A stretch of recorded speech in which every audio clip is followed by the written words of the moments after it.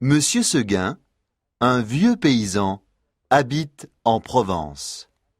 Il adore les animaux, mais malheureusement, il n'a pas de chance avec ses chèvres. En effet, elles meurent toutes de la même manière.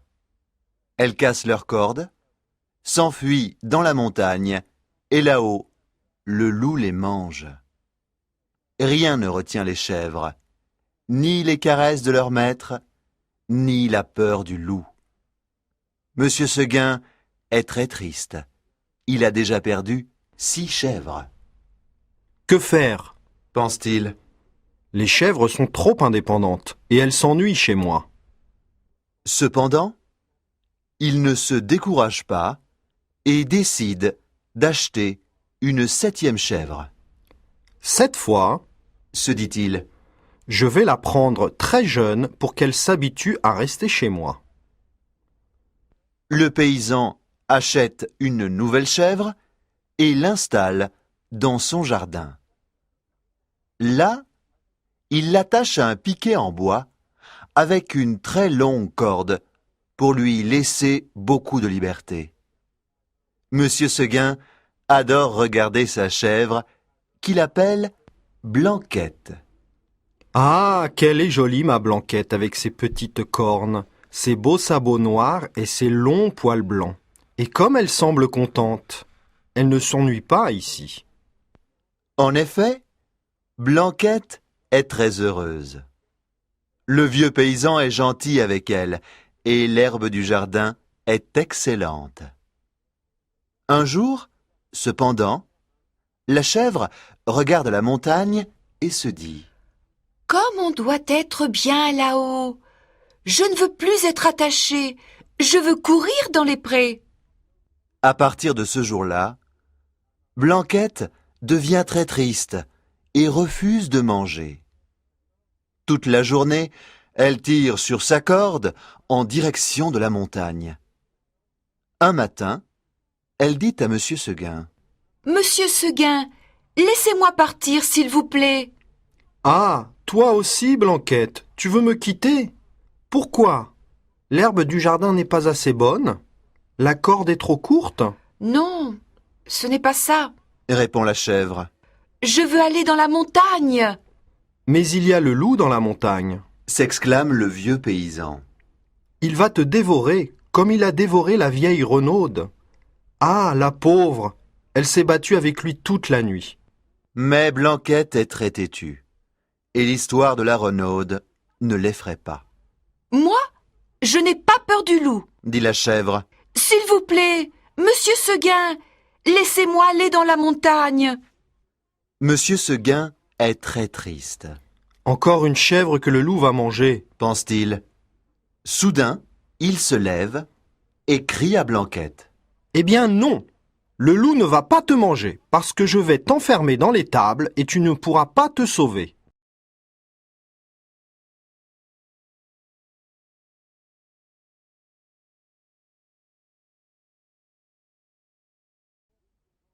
Monsieur Seguin enferme Blanquette dans l'étable. Malheureusement, dans l'agitation, il a oublié de fermer la fenêtre. Une fois le paysan parti, la chèvre s'échappe et va dans la montagne. Quand elle arrive tout en haut, les arbres et les fleurs sont émerveillés devant cette jolie petite chèvre. « C'est la première fois que nous voyons une petite chèvre aussi adorable !» s'exclament les vieux sapins. Toute la montagne fête l'arrivée de Blanquette. Les châtaigniers se baissent pour la caresser et les fleurs s'ouvrent sur son passage pour libérer leur parfum. On la reçoit comme une véritable reine. Comme Blanquette est heureuse, plus de cordes, ni de piquets, Ici, je peux courir comme je veux crie-t-elle. et manger toute l'herbe que je désire. Et puis, l'herbe de la montagne est vraiment délicieuse. Je la préfère à l'herbe du jardin de Monsieur Seguin. Blanquette est très contente. Elle saute de rocher en rocher, se roule dans les feuilles, court dans le bois et traverse de grands torrents. C'est la première fois qu'elle s'amuse autant. À un moment donné, elle se repose un peu et elle aperçoit la maison de Monsieur Seguin, en bas, tout en bas dans la plaine. Que c'est petit! Pense-t-elle. Je ne sais pas comment j'ai fait pour rester dans un jardin aussi minuscule. Blanquette se met à rire, puis elle recommence à jouer. Elle passe la journée à courir entre les arbres, à manger de délicieuses fleurs sauvages et à se baigner dans le torrent. Soudain, le vent se lève et la montagne devient violette. Le soir est arrivé, Déjà? s'exclame la petite chèvre. Je me suis beaucoup amusée et je n'ai pas vu le temps passer. Elle regarde alors en bas, tout en bas dans la plaine, et elle aperçoit la maison de Monsieur Seguin qui disparaît dans le brouillard. Elle entend ensuite un troupeau qui rentre à l'étable.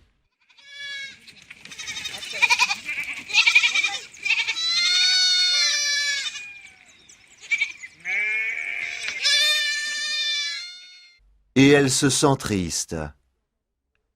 Blanquette se sent très seule. Tout à coup, un hurlement la fait sursauter.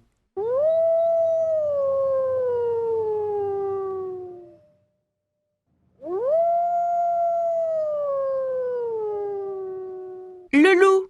Pense-t-elle. Je me suis amusée toute la journée et j'ai oublié le loup. Au même moment, elle entend le bruit d'une trompe.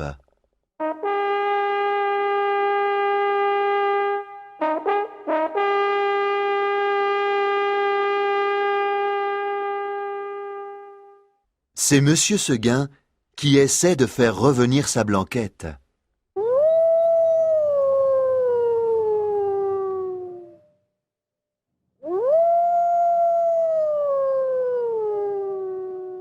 Fait le loup. Reviens! Reviens! Crie la trompe. Blanquette veut retourner chez Monsieur Seguin, mais elle se rappelle le piquet, la corde et le petit jardin.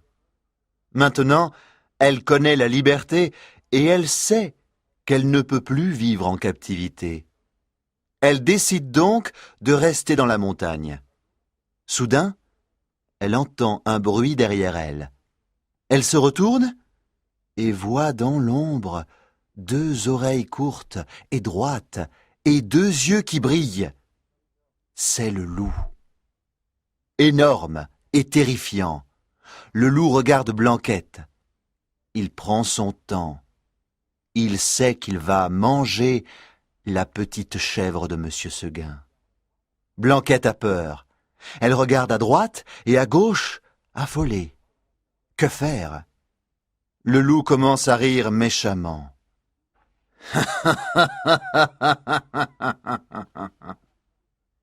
Je préfère que le loup me mange tout de suite. Se dit-elle. Mais elle se rappelle l'histoire de la vieille renaude qui s'est battue toute la nuit. Blanquette sait qu'elle ne peut pas gagner le combat, mais elle décide de se battre, Je vais me battre avec mes cornes, se dit-elle. comme une brave chèvre de Monsieur Seguin que je suis. En réalité, elle espère seulement une chose, résister aussi longtemps que la renaude. Soudain, le loup attaque Blanquette qui se défend de toutes ses forces. Blanquette est une chèvre tenace et courageuse. De temps en temps, elle regarde les étoiles danser dans le ciel et elle pense « Je dois résister jusqu'à l'aube, comme la pauvre renaude. » Les unes après les autres, les étoiles s'éteignent. Blanquette multiplie alors les coups de corne et le loup les coups de dents. Au loin, dans la vallée, on entend le chant du coq. Puis une pâle lumière se lève à l'horizon. Le jour est enfin arrivé. Pense Blanquette. Je peux mourir maintenant. La pauvre bête s'allonge alors dans l'herbe. Sa belle fourrure blanche est tachée de sang. Le loup reprend haleine, puis il se jette sur la petite chèvre et la mange.